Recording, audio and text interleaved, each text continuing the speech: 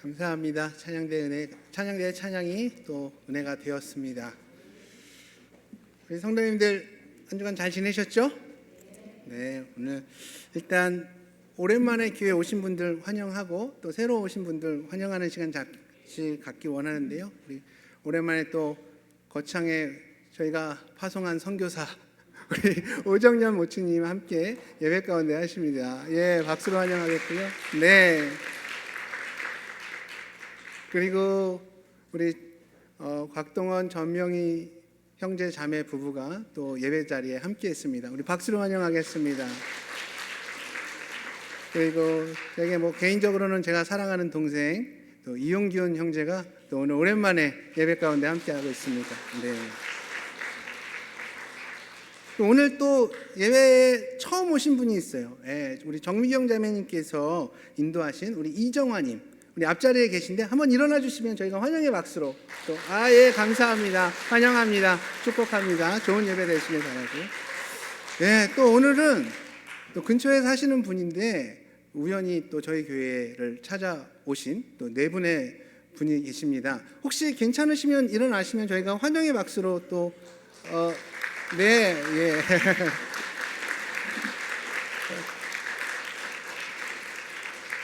예. 우리 이 시간 잠깐 하나님의 말씀 나누는 시간 가기를 원합니다. 아까도 말씀을 드렸지만 저희 담임 목사님께서는 지금 구미에 있는 사랑성서침례교회에서 말씀을 전하고 계십니다. 오전 오후 이렇게 말씀을 전하시고 우리 성도님들께서 기억하시고 우리 목사님과 사모님의 여정을 위해서 또 기도해 주시면 좋을 것 같습니다. 오늘 오후 예배는 그래서 오전 예배 때 설교한 이 내용을 가지고 부서별로 이렇게 나눔의 시간을 가지시면 되겠습니다. 다 이해하셨죠? 예, 좋습니다. 요즘 수요 예배는 바울 서신을 가지고 계속 이렇게 설교를 진행하고 있거든요. 갈라디아서부터 시작을 해서 에베소서가 지금 끝났습니다. 그것의 연장선으로 생각하고 오늘 주일은 빌립보서 1장 말씀을 가지고 함께 나눠보기를 원합니다. 지난 수요 예배 때 이렇게 광고를 드렸는데 혹시 빌립보서 1장 읽어오신 분 계실까요? 예, 많은 분들이 또 손을 들고 계시는데 예, 이게 모릅니다. 또 어느 날 손든 분들한테 이렇게 갑자기 선물이 증정될 수도 있으니까 여러분들 긴장하시고 내주는 숙제 딱 읽으시고 또 쑥스럽다고 손드는 거 막 가만히 계시지 말고 자랑스럽게 이렇게 성경 읽은 건데 뭐가 부끄럽습니까? 떳떳하게 이렇게 번쩍 들어주시면 저에게도 큰 격려가 됩니다. 네. 이번 이렇게 서신서를 계속 강의하면서 제가 강조했던 부분이 뭐냐 하면 이 서신서, 이 편지는 편지를 받는 사람, 보내는 사람의 그런 상황을 먼저 파악하고 그 편지 내용을 읽어야 저자가 쓴 본래의 의미를 제대로 이해할 수 있다고 제가 수차례 강조를 드렸습니다. 여러분 기억나시나요? 예. 그래서 빌립보서는 이 빌립보 교회 성도들에게 사도 바울이 쓴 편지인데, 자, 그렇다면 이 빌립보라는 도시는 어떤 도시였는지 잠깐 나눠보길 원합니다. 지금의 그리스 지역 북쪽에 해당하는 지금 빨간색으로 동그라미한 지역이 보이시나요? 네, 여기가 바로 빌립보입니다. 그렇게 튀르키예, 지금의 터키, 튀르키예 이 소아시아 지역에서 유럽으로 넘어가는 그 길목에 바로 빌립보가 있는데 소아시아에서 배를 타고 네아폴리라는 항구 도시에 도착하면 그때부터 유럽이 시작됩니다. 그리고 네아폴리를 거쳐 들어갈 때 처음 만나는 대도시가 바로 빌립보라고 여러분 생각하시면 돼요.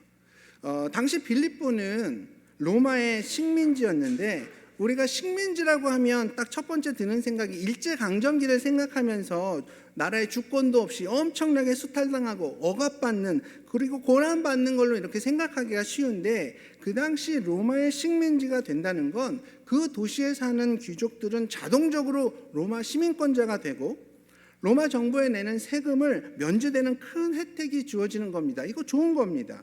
그리고 무엇보다 그 당시 전 세계에서 가장 강력했던 로마 군대가 이렇게 보호를 이렇게 받게 되는 거죠. 그래서 빌립보 이 도시는 안전한 도시가 될 수 있었고 그러다 보니 자연적으로 정치, 경제, 사회, 문화적으로 상당히 발전을 이룬 도시였습니다. 그래서 당시 빌립보 시민들은 일단 로마 시민이라는 엄청난 프라이드가 있었어요. 그리고 또 대부분의 귀족들은 로마 군인 출신들이었는데 이 빌립보에 있는 큰 광산의 운영권을 그들이 다 가지고 있었기 때문에 돈도 엄청 많았습니다. 그리고 로마가 그들을 안전하게 보호해 주니까 그런 로마 황제를 절대적으로 숭배하는 그런 분위기가 빌립보 안에는 팽배했었죠. 이런 곳에 사도 바울이 교회를 세운 거예요.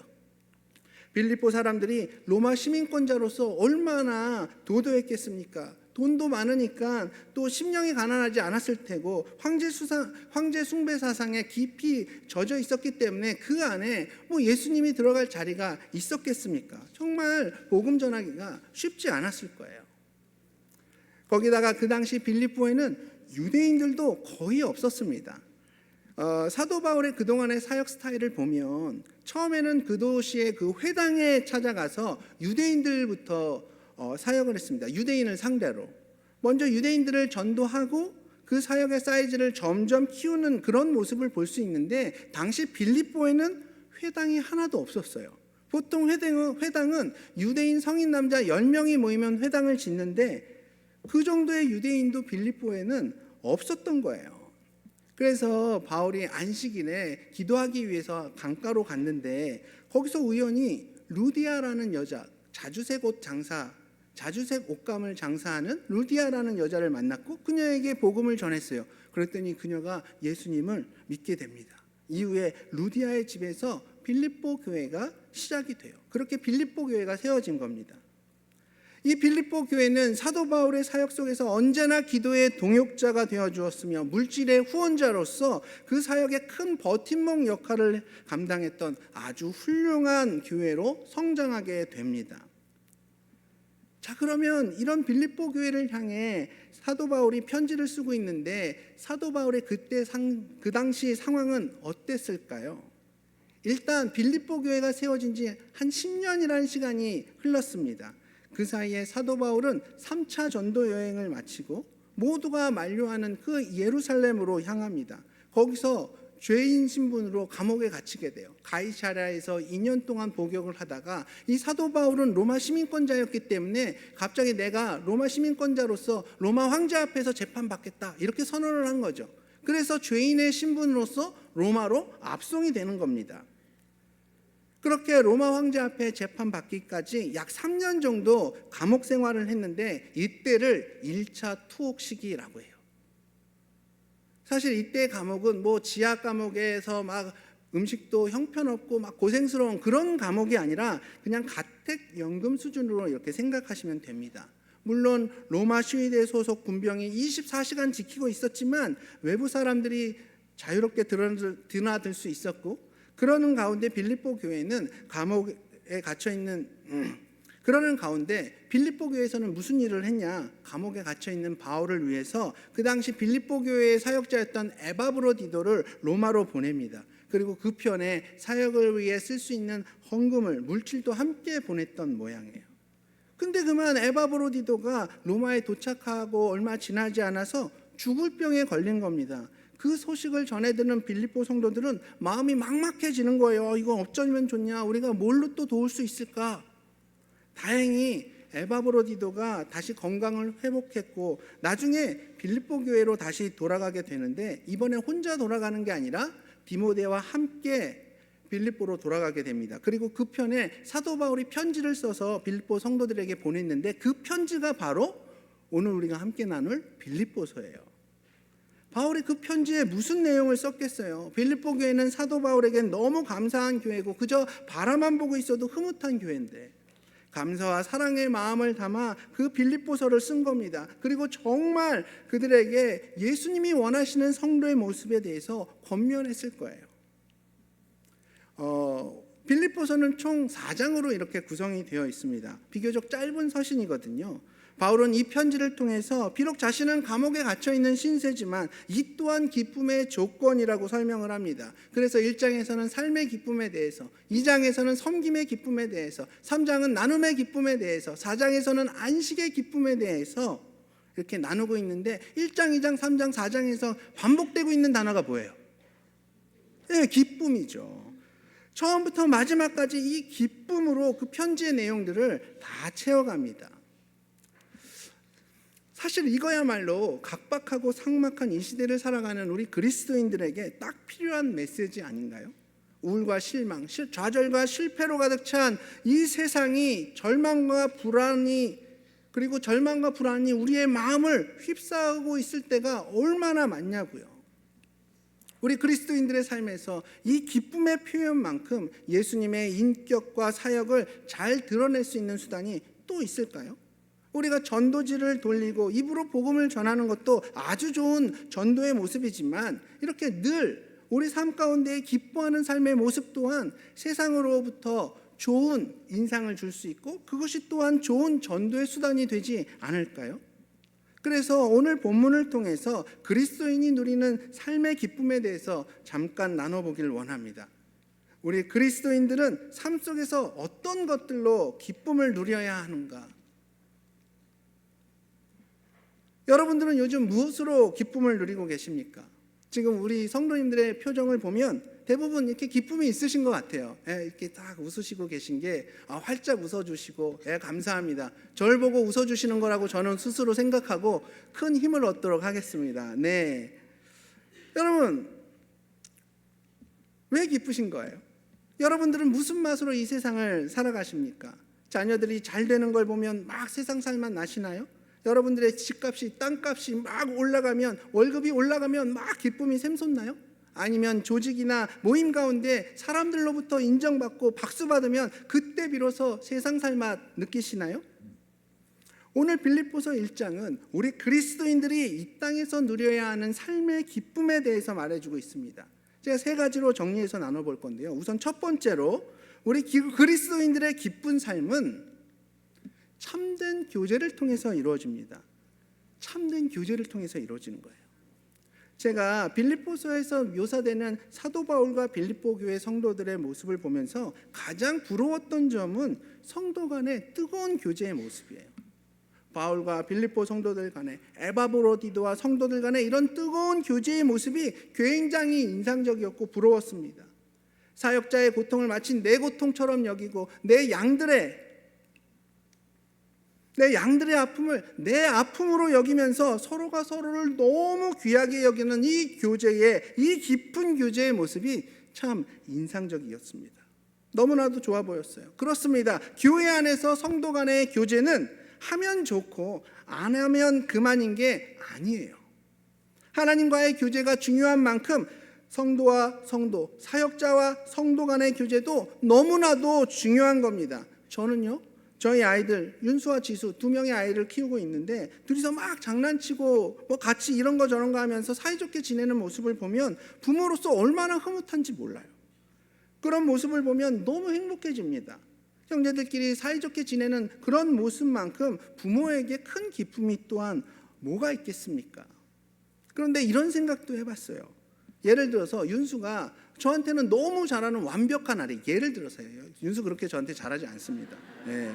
예를 들어서 저한테 너무 잘하는 완벽한 아들이에요. 그런데 동생 지수라는 맨날 쌈박질하고 사이가 너무 안 좋아서 막 으르렁거리고 아예 서로 무관심한다면 그걸 바라보는 제 마음 과연 어떨까요? 너무 안타까울 것 같아요. 차라리 제 마음은 저한테는 차라리 좀 못해도 동생 지수랑 사이좋게 지내는 게 더 행복할 것 같습니다. 여러분은 어떠십니까? 하나님도 저희랑 비슷한 마음이시지 않을까요? 당신의 자녀들이 하나님을 엄청 사랑하고 그 말씀에 충성하지만 막상 옆에 있는 지체들에게는 별로 신경 쓰지 않는 그런 모습보단 오히려 하나님은 덜 사랑해도 옆에 있는 지체들끼리 서로 친밀하고 깊이 있는 교제를 하는 그 모습에 더 기뻐하시지 않을까요? 그리고 사실 정말 하나님 말씀에 진짜 충성하는 사람들은 자기 옆에 있는 지체들을 소중히 여기지 않을 수가 없습니다. 유대교 랍비인 이츠카크는 이런 말을 해요. 어떤 사람이 하나님을 얼마나 사랑하는지는 그가 지체들을 얼마나 사랑하는지에 의해 결정이 된다. 여기서 여러분 오해하지 마십시오. 하나님께 덜 충성하고 사람에게 더 신경 쓰라는 그런 말씀이 아닙니다. 그만큼 성도 간의 사랑의 교제가 중요하다는 말씀을 드리는 거예요. 오늘 본문에서 빌립보 성도들은 사도 바울이 어려울 때마다 물질적으로 또 심적으로 최선을 다해서 도왔다는 것, 그리고 그것이 사도 바울의 마음 가운데에 굉장히 큰 위로와 격려가 되었다는 걸 알 수 있습니다. 자, 오늘 본문 3절에서 4절 말씀 우리 함께 읽어볼까요? 자, 시작. 생각할 때마다 나의 하나님께 감사하며 간구할 때마다 너희 무리를 위하여 기쁨으로 항상 간구함은. 아멘. 사실 이 구절을 원어로 보면 제일 먼저 나오는 말이 뭐냐? 나는 하나님께 감사합니다 라는 말이 제일 먼저 나와요. 왜 제일 먼저 나오겠어요? 제일 중요하니까 제일 먼저 나오는 거예요. 그리고 이어서 언제 왜 감사를 했냐면 빌립보 성도들을 생각할 때마다 감사했고, 그리고 그들을 생각하기만 하면 늘 기쁨 가운데 있었다는 그런 고백입니다. 아까도 말씀드렸지만 지금 이 편지를 쓰고 있는 사도 바울은 로마 감옥에 갇혀 있는 상황이에요. 앞으로의 재판 결과가 어떻게 나올지 모릅니다. 사형이 언도될지도 몰라요. 두렵지 않겠습니까? 자신들의 대적들이 또 언제 공격할지 모르는 상황인데 불안하지 않을까요? 쪼들리는 재정 상태, 불확실한 앞으로의 사역들, 이 모든 상황들만 보면 지금 사도 바울 마음 가운데의 기쁨과 감사, 만족감, 이런 감정이 있을 수가 없는 조건들이잖아요. 바울은 지금 정신적으로나 육체적으로나 그 모든 부분에서 누군가의 도움이 절실하게 필요한 시기입니다. 근데 그때 빌립보 성도들은 사도 바울을 잊지 않고 에바브로디도를 통해서 헌금을 보냈고, 에바브로디도는 로마 감옥에 그대로 남아서 사도 바울과 함께 복음 사역을 감당한 거예요. 빌립보 성도들은 헌금을 통해서 사도 바울의 물질의 어려움을 도왔고, 에바브로디도는 감옥에서 함께 지내면서 사역적인 부분과 이런 영적인 부분에 아마 큰 힘이 되어 주었을 겁니다. 원래 이 교제하다라는 이 단어는 헬라어로 보면 코이노니아라는 단어거든요. 근데 여러 뜻이 있는데 첫 번째 뜻이 뭐냐 하면 나누다라는 뜻이에요. 그러니까 교제한다는 건 내 것을 다른 누군가와 함께 나누면서 그 다른 일을 돕는다는 거죠. 그럼 무엇을 나눌 수 있을까요? 여기엔 여러 가지가 포함될 수 있습니다. 내 마음도 포함될 수 있고, 돈도 포함될 수 있고, 어떤 물건도 포함될 수 있고, 심지어 내 노력도 포함될 수 있어요. 근데 그 모든 것을 나누기 위해서 일단 뭐가 필요하냐? 우선 관심이 필요합니다. 관심이 없으면 도무지 나눌 수가 없죠. 나눈다고 해도 상대방의 필요를 모르기 때문에 그 나눔이 오히려 부담으로 다가올 수가 있어요. 빌립보 성도들은 사도 바울의 사역에 늘 관심을 가졌습니다. 그리고 그의 상황이 마치 내 상황인 것처럼 여기면서 그 사역에 동참하길 원했던 거죠. 이런 성도 간의 깊은 교제로 인한 사도 바울의 첫 번째 고백이 뭐였죠? 바로 감사였습니다. 당연히 감사는 기쁨이라는 열매를 맺게 됩니다. 평안할 수 없는, 기뻐할 수 없는 상황 속에서도 성도 간의 깊은 교제는 서로의 사랑과 관심을 확인할 수 있는 좋은 기회였고, 그것은 바울에게 큰 기쁨이 되었던 겁니다.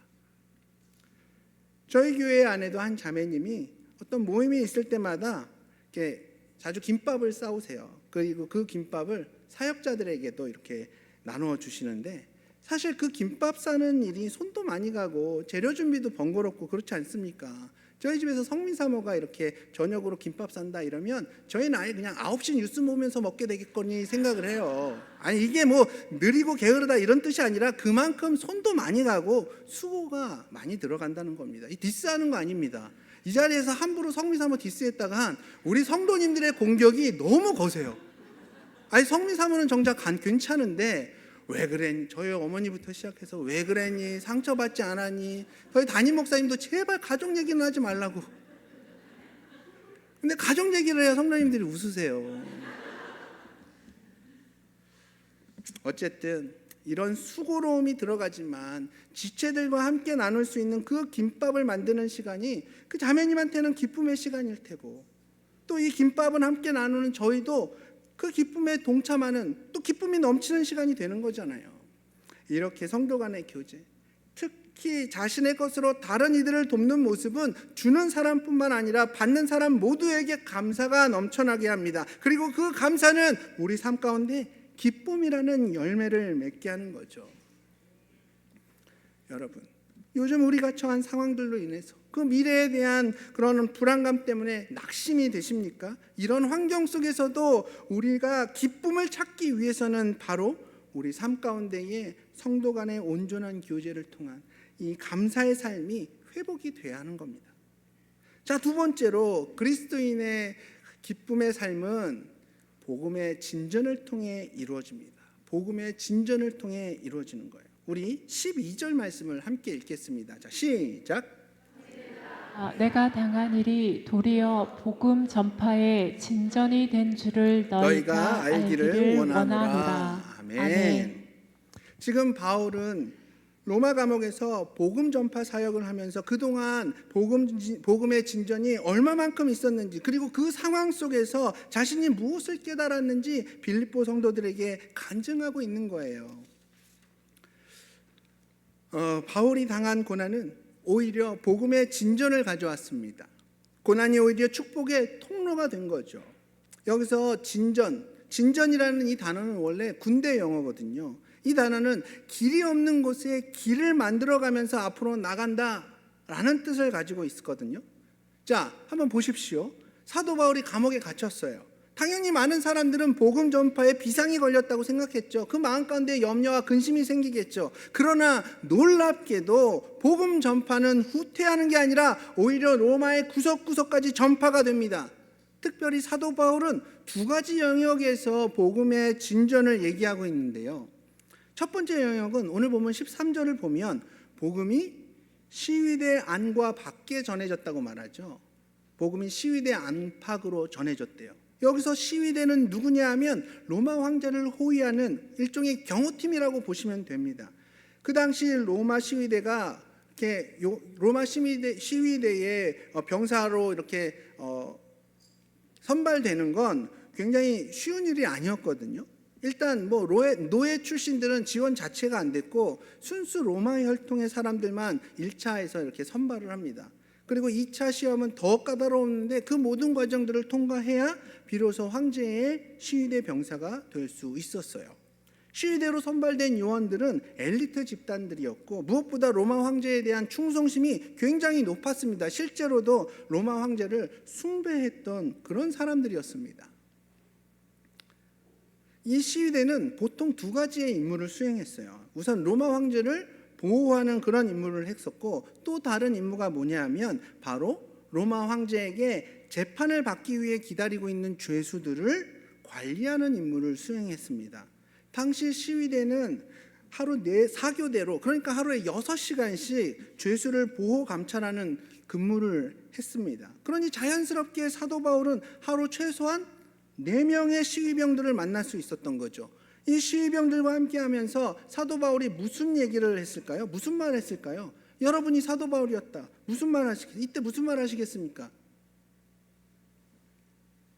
근위대 병사에게 자신이 만난 예수님을 간증해야죠. 그리고 이 좋은 예수님이 당신을 얼마나 사랑하고 계신지 모른다고, 당신의 죄를 위해서 하나님의 아들이신 예수 그리스도께서 십자가에서 피 흘려 죽으셨다고, 하지만 그분은 죄와 사망의 권세를 이기시고 3일 만에 부활하셨다고, 당신이 이 사실을 마음으로 믿고 예수님을 영접하기만 하면 당신에겐 더 이상 정죄함이 없다고, 그때부터 하나님의 자녀가 되는 거고 새 생명 가운데 거듭나게 된다고, 그리고 우리 예수님이 언제나 당신을 선한 길로 인도하시며 당신과 영원히 함께 하시는 이 기쁜 소식, 복음을 전했겠죠. 그리고 이 시위대 근무자들은 사도 바울과 매일 1:1 맨투맨 성경 공부가 이어지는 거예요. 시위병들은 임무를 수행해야 되니까 그냥 듣기 싫고 도망가고 싶어도 죽으나 사나 사도 바울 옆에 있어야 했죠. 이 병사들 어쩌면 성경 공부하는 그 시간이 그 당시에는 관심도 없고 진짜 귀찮은 그런 시간이었을지 모르지만, 지금 우리가 볼 때는 그 시위병들이요, 누구보다도 축복받은 사람들이잖아요. 기독교 역사상 가장 뛰어난 선교사이고 신학자이고 교사였던 사도 바울한테 1대1로 하루 6시간씩 성경 공부 과외를 받다니, 이게 얼마나 귀한 겁니까? 이게 얼마짜리겠어요? 돈으로 환산할 수가 없는 거죠.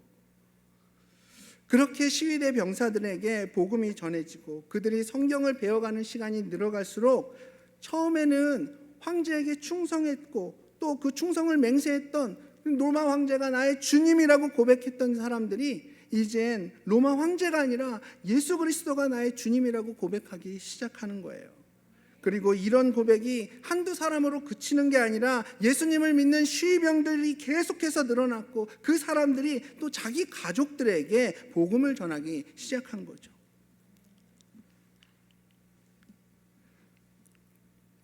그래서 사도 바울이 고백한 것처럼 시위대 안팎으로 복음이 전해지면서 회심하는 사람들이 늘어났던 겁니다. 바로 이 모습이 복음 전파의 진전인 거예요. 그리고 바로 이런 모습이 우리 그리스도인들에겐 큰 기쁨이 되는 거 아니겠습니까? 여러분 아멘이시죠? 복음 진전이 우리들에겐 큰 기쁨이 되는 겁니다. 1세기 로마 문서들을 보면 당시 황제에겐 16,000명 정도의 시위대 병사들이 있었다고 해요.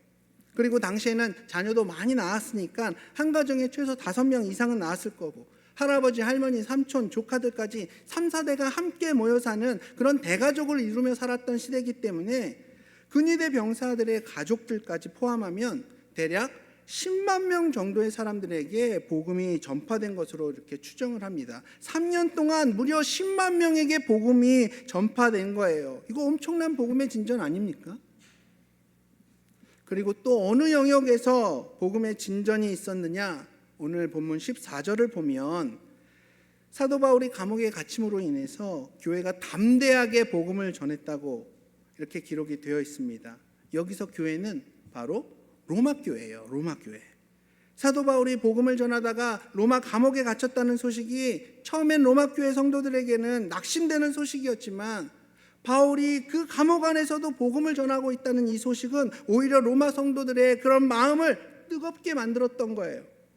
사실 로마 교회 성도들은 그동안 하도 로마 정부에서 기독교를 탄압해서 예수 믿는 것 자체가 너무 위험한 일이었고 겁이 나서 제대로 복음도 못 전하고 있던 그런 상황이었는데, 사도 바울은 감옥에서 복음 전하다가 감옥에 갇혔고 그 감옥에서도 이렇게 계속해서 복음을 전하는 모습을 보면서 로마 성도들의 마음 가운데 이런 마음이 들었던 거죠. 바울이 복음 전하다가 심지어 감옥까지 갇혔는데 우리는 뭐냐? 우리도 나가서 복음 전하자. 주님께서 우리와 함께 하신다. 이렇게 담대히 복음을 전하면서 로마 교회 가운데 복음의 불씨가 활활 타오르기 시작한 거예요. 그래서 로마 시내 구석구석까지 또 예수 그리스도의 복음이 전해진 겁니다. 이런 복음의 전진은 바울이 감옥에 갇혔기 때문에 일어난 것이고, 이런 복음의 진전은 우리 그리스도인들에게 기쁨의 원천이 되는 거 아닙니까? 하나님께서는 바울의 이 고난을 그저 고난으로 끝나는 것이 아니라 오히려 복음이 더 확장되는 놀라운 반전의 역사로 이끌고 계셨던 겁니다. 자, 마지막으로 그리스도인의 기쁨의 삶은 복음을 위한 연합을 통해 이루어집니다. 복음을 위한 연합을 통해 이루어지는 거예요. 우리 오늘 본문 27절 말씀을 함께 읽겠습니다. 27절 시작. 오직 너희는 그리스도의 복음에 합당하게 생활하라. 이는 내가 너희에게 가보나 떠나 있으나 너희가 한 마음으로 서서 한 뜻으로 복음의 신앙을 위하여 협력하는 것과. 아멘. 당시 빌립보 교회 안에는 유력한 여성 2명의 리더가 있었던 것 같아요. 유오디아와 순두계라는 자매였습니다. 근데 이 두 사람의 갈등이 좀 심했던 것 같아요. 그리고 그 갈등이 쉽게 해결될 상황이 아니었던 것 같습니다. 자칫 잘못하면 교회가 나뉘어져서 이 복음 사역을 감당하는 게 힘들어질 수도 있는 그런 상황이었던 거죠. 그래서 사도 바울은 오늘 본문을 통해서 너희가 하나가 되어서 복음을 위해서 합력하라고 이렇게 권면하는 겁니다. 특별히 27절에 보면 한 마음과 한 뜻으로 이렇게 협력할 것을 권면하는데, 이 단어를 헬라어 원어로 보면 무슨 말이냐? 한 영과 한 혼이 되라는 그런 말이에요. 그러니까 겉모습만 하나인 것처럼 보이는 게 아니라 영과 혼까지도 진짜 하나가 되어야 한다는 말이죠. 한 마음이 되라는 거예요. 어쩌면 빌립보 교회 안에는 이런 모습이 있었을지도 모릅니다. 유오디아와 순두계 사이에 겉으로는 아무런 문제가 없어 보였을 수도 있어요. 오늘날로 치면 서로를 향해 손 뻗으면서 찬양하고 사랑한다라고 고백하고 또 축복한다고 웃으면서 이렇게 고백을 하면서 매주 함께 예배를 드렸을지도 몰라요. 그러나 그 마음 깊은 곳에서는 서로를 향한 미움의 마음이 있었고 다툼이 있었고 해결되지 않는 쓴뿌리로 인해서 여전히 하나 되지 못했던 것 같아요. 사도 바울은 이런 빌립보 교회를 향해 너희가 겉모습만 하나인 척 하는 게 아니라 한 마음 한 영으로 진짜 하나가 되어야 한다고 말하고 있는 겁니다. 그렇게 교회가 하나가 되어서 무엇 해야겠습니까? 뭐 하겠습니까? 같이 맨날 밥 먹고 놀러 다닙니까? 골프 치러 다닙니까? 온전한 복음을 지키기 위해서, 그 복음을 땅끝까지 전하기 위해서, 이 복음 사역의 진보를 위해서 하나가 되라고 말하고 있는 거예요. 1950년대에 복음주의 대표적인 목사님 중에 A.W. 토저 목사님이 계세요. 그분이 당시 미국 교회를 보고 이런 진단을 내립니다. 미국 교회 안에 믿는 자들이 성장하지 않고 어린아이로 머물러 있다는 거예요. 그리고 미국 교회 안에 믿는 자들이 섬기지 않고 교회 사역 앞에서 그냥 구경만 하고 있다는 거예요. 믿는 자들이 하나 되지 않고 다투고 분열한다는 거예요. 이게 1950년대 한 70년 전에 미국 교회를 진단한 내용인데 마치 오늘날 우리 한국 교회를 진단한 것처럼 보이지 않습니까? 이런 똑같은 문제들이 지금도 여전히 반복되고 있지 않습니까? 교회 내에서 얼마나 많은 다툼이 있고 분열이 있고 서로가 서로를 비난하고 있습니까? 제가 굳이 예를 들지 않아도 우리 주변에 수많은 교회들이 이런 아픔으로 슬퍼하고 있잖아요. 사도 바울은 에베소서 4장 2절 3절에서 이렇게 말합니다. 우리 함께 읽겠습니다. 시작. 모든 겸손과 온유로 하고 오래 참음으로 사랑 가운데 서로 용납하고 평안에 매는 줄로 성령이 하나 되게 하신 것을 힘써 지키라. 아멘. 주님은 주님의 교회가 겸손하고 온유하고 오래 참고 사랑하고 용납함으로써 힘써 하나가 되라고 말씀하시는데 오히려 지금 우리의 모습을 보면 겸손하기보다는 상대를 깔보고 온유하기보다는 혈기로 대응하고 오래 참기보다는 정죄하고 용납하기보다는 배척하면서 성령으로 하나 되는 게 아니라 오히려 분열되고 있는 모습을 보이는 것 같아서 우리 주님 앞에서 한없이 부끄러워집니다. 사실 우리도 예수님께 전부 받았잖아요. 아무 자격도 없고 형편없는 우리들을 하나님께서 다 받아주시고 부족한 우리의 모습들을 계속 인내해 주시는데 우리는 왜 다른 지체들을 향해서 그렇게 대하지 못하는 겁니까? 그렇습니다. 우리는 서로가 참 다릅니다. 직업도 다르고 생각의 방식도 다르고 성격도 다르고 믿음의 수준도 다르고 삶의 환경도 다르고 받은 은사도 각자가 다 달라요. 그런데 이 다름이 오히려 한 마음 한 뜻이 될 수 있습니다. 무엇으로요? 어떻게요? 바로 복음을 통해서요. 그리고 그렇게 하나가 되라고, 복음을 통해 하나가 되라고 오늘 본문은 우리에게 권면하고 있습니다. 한 목사님이 이런 말씀을 하셨습니다. 그리스도인들은 눈송이 같아서 각각은 약하지만 뭉치면 교통도 마비시킬 수 있다. 여러분, 쌀이 눈이 내릴 때 한번 보셨습니까? 눈송이 하나는 너무 작잖아요. 그냥 바람 한번 휙 불면 없어져 버리고 땅에 떨어지면 바로 녹아버리잖아요. 근데 그 눈이 뭉치기 시작하면 대형 버스도 움직이지 못하게 만듭니다. 심지어는 비행기도 멈추게 하는 게 바로 이 눈입니다. 마찬가지로 교회는 나뉘어지면 아무것도 못해요. 바로 우리 예수님이 머리 되어주시고 우리 한 사람 한 사람이 각 지체로서 한 몸이 되어서 각자에게 맡겨진 그 사역들을 충성스럽게 감당할 때 그때 비로소 교회 안에 온전한 사역들이 이루어질 수 있는 겁니다. 저와 여기 계신 우리 모든 성도님들은 한 마음 한 뜻이 되어 주님께서 맡겨주신 이 복음 사역 잘 감당하시고 우리가 다 언젠가는 하나님 앞에 예수님 앞에서 평가받을 그날이 반드시 올 텐데 그때 주님께서 우리 한 사람 한 사람을 향해서 잘하였도다 착하고 충성된 종아 라는 이 칭찬받는 우리 모두가 되기를 소망합니다. 사랑하는 우리 성도님들, 여러분들은 무엇을 통해 기쁨을 누리십니까? 돈이요? 명예요? 인정이요? 좋죠. 이것들 너무 좋습니다. 기쁩니다. 이런 기쁨 좋습니다. 부정하는 게 아니에요. 하지만 이런 기쁨이 우리 기쁨의 전부가 되어서는 안 되겠죠. 왜냐하면 저와 여러분은 그리스도인이니까요. 하나님 나라의 백성들이니까요. 우리 그리스도인들의 기쁨은 그 종류와 범위가 남달라야 합니다.